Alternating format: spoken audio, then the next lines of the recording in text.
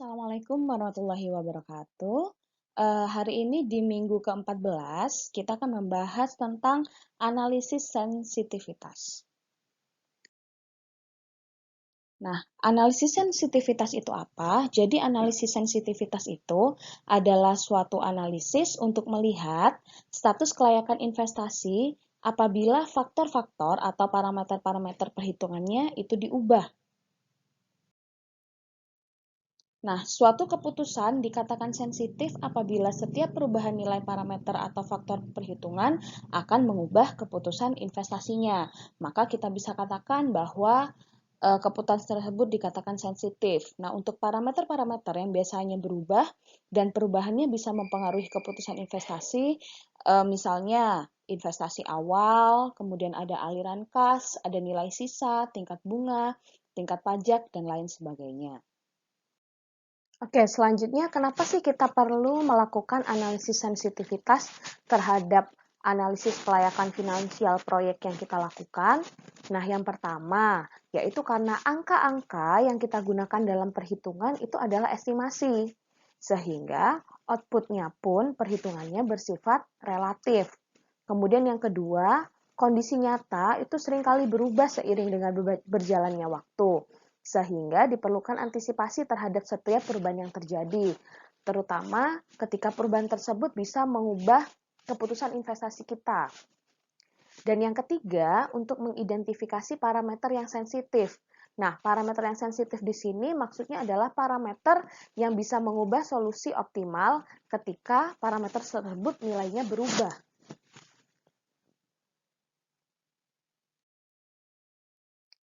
Untuk tujuan melakukan analisis sensitivitas sendiri, yang pertama untuk memperbaiki cara pelaksanaan proyek yang sedang dilaksanakan.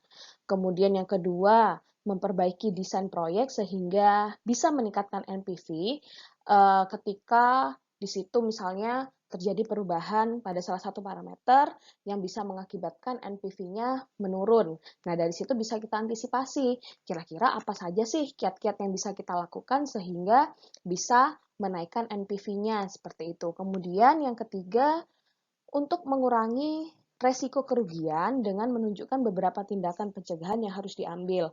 Oh, ternyata kalau misalnya nanti biaya maintenance dan operasionalnya itu meningkat sehingga membuat NPV-nya menjadi turun, itu kita bisa melakukan tindakan pencegahan seperti itu. Misalnya pencegahannya, supaya nanti operasional dan maintenance-nya akan tetap pada biaya yang sudah kita set di awal, maka nanti perlu dilakukan tindakan A atau tindakan B sehingga tidak akan terjadi over budget untuk maintenance dan operasional tadi.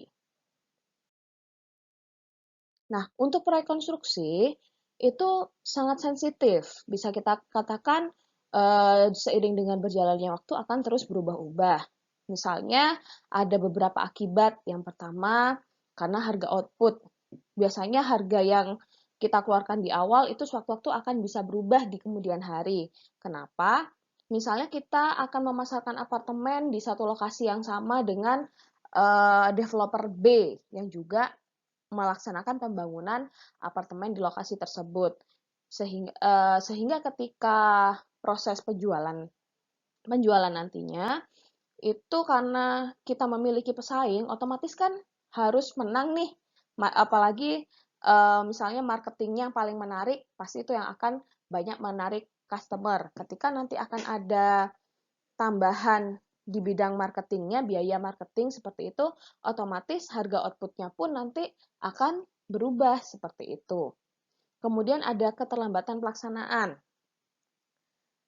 Ketika suatu proyek pelaksanaannya atau pengerjaannya itu terhambat, sehingga biaya operasional pun akan meningkat. Ketika biaya operasional tersebut meningkat, otomatis biaya investasi kita akan semakin meningkat, seperti itu. Kemudian, kadang kalau di proyek konstruksi itu, permasalahan administrasi itu tidak dapat dihindarkan. Misalnya, tiba-tiba dari pihak pemerintah daerah tidak memiliki kebijakan lain terkait proyek yang akan kita laksanakan, misalnya peruntukan dari daerahnya seperti itu. Nah, itu biasanya nanti akan ada beberapa hal yang sifatnya administratif yang akan terjadi. Tentunya hal yang bersifat administratif tersebut biasanya juga memerlukan dana. Kemudian ada kenaikan biaya. Nah, kenaikan biaya ini biasanya terjadi karena adanya peningkatan harga dari alat, harga dari material, seperti itu.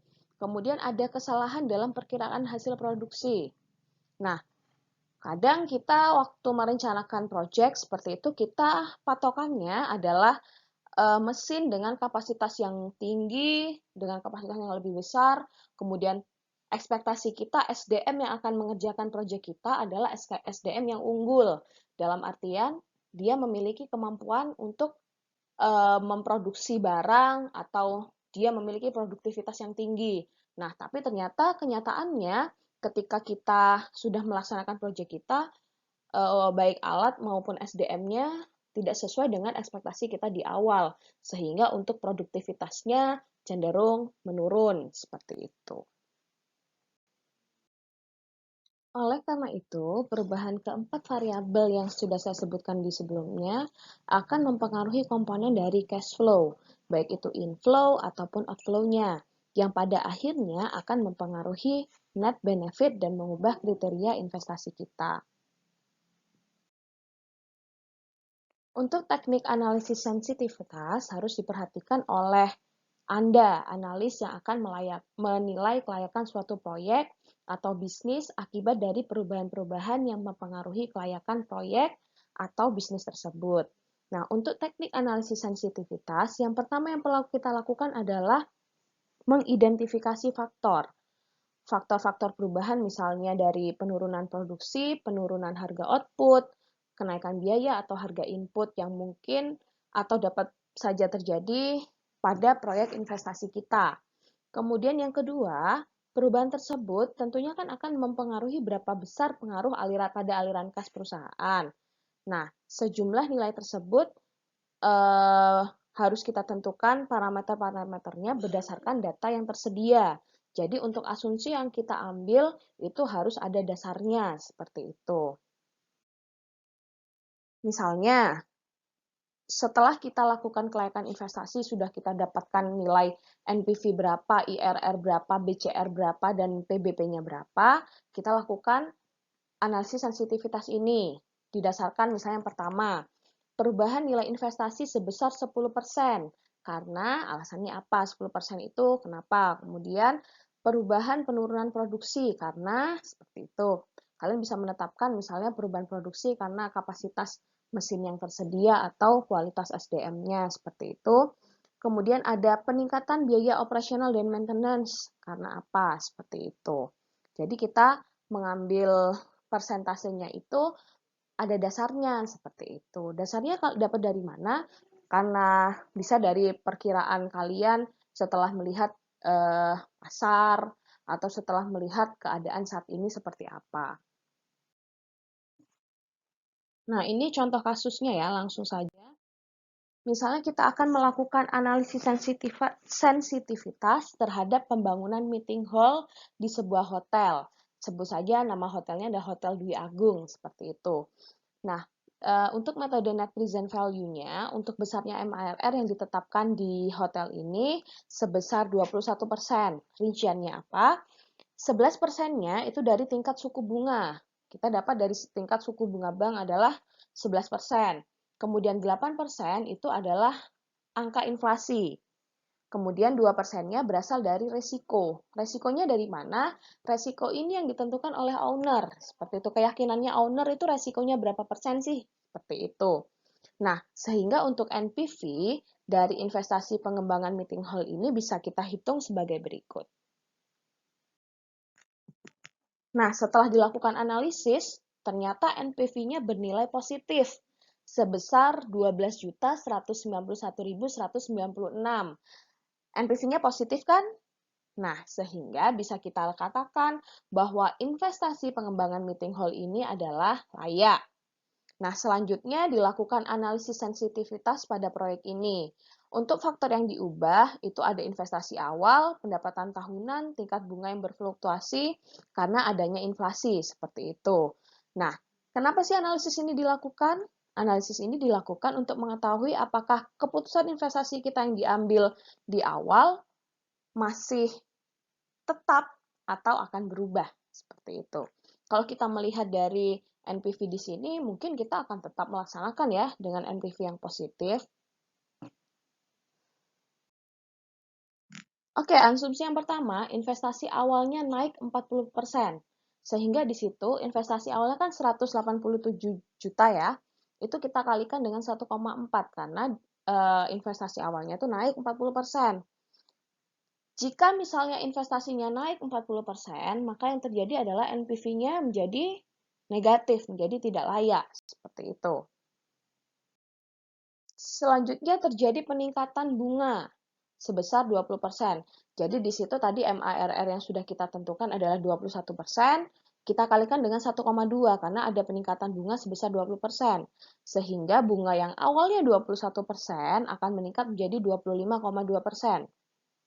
Ketika MARR-nya naik 25,2%, ternyata NPV-nya negatif. Menjadi tidak layak ya investasinya. Kemudian arus kasnya menurun sebesar 30%. Di situ kan tadi ada diketahui untuk arus kas tahun pertama sampai tahun kelimanya. Nah, ketika arus kas per tahunnya itu selalu turun 0,3%, maksud saya 30%, maka NPV-nya yang akan didapatkan adalah negatif. Sehingga bisa dikatakan bahwa investasi kita tidak layak. Oke, bisa kita simpulkan ya dari contoh hasil analisis sensitivitas tadi, dengan mengubah nilai faktor yang berpengaruh seperti investasi awal, suku bunga maupun nilai arus kas, alternatif pembangunan meeting hall itu tidak layak untuk dilaksanakan. Hal ini bisa dikarenakan modal awal yang dibutuhkan itu sangat besar. Kemudian yang kedua, perubahan yang dilakukan pada analisis sensitivitas adalah interpretasi matematis jika kondisi ekonomi tidak menguntungkan akibat inflasi sehingga investasi awal naik karena mahalnya material bangunan misalnya, tenaga kerja, upah tenaga kerja yang meningkat, sumber daya dan naiknya harga barang, begitu juga suku bunga, itu misalnya dia naik akibat menurunnya nilai tukar uang. Jadi arus kasnya menurun jika diproyeksikan pada nilai saat ini. Nilai arus kas turun 30% itu diasumsikan terjadi jika pendapatan hotel menurun. Misalnya karena seperti contohnya sekarang, karena adanya kasus corona seperti itu mungkin hotel-hotel tersebut akan tutup kemudian untuk sementara waktu dan akan kehilangan pendapatannya. Seperti itu ya. Oke, cukup sekian materi sensitivitas hari ini. Jika ada pertanyaan, kalian bisa langsung ke Edmodo dan kita bisa diskusi di situ. Untuk tugas besarnya, nanti perlu ya kalian lakukan analisis sensitivitas untuk proyek konstruksi atau bisnis yang nantinya akan menjadi bahan kajian kalian untuk tugas UAS. Oke, kalau gitu saya akhiri dulu. Wassalamualaikum warahmatullahi wabarakatuh.